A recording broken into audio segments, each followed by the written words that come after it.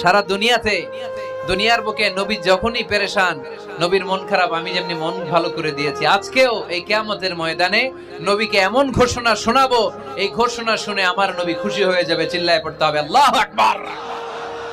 আল্লাহ তখন বলবে, নবী মাথা তুলেন, মাথা তুলেন, ইরফা রাসাক, নবী মাথা তুলেন, সাল তু'তা, আপনার কান্না আমার সহ্য হয় না, সাল তু'তা, যা চাবেন তাই দেব।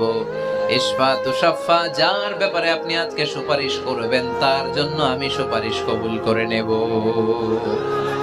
বলে সাউফা ইউতিকা রাব্বুকা ফাতারদা, নবী এমন এমন জিনিস আপনারে দেব আপনি খুশি হবেন। তারপরে নবী খুশি হবেন না, নবী অস্থির হয়ে থাকবেন আমাদের জন্য।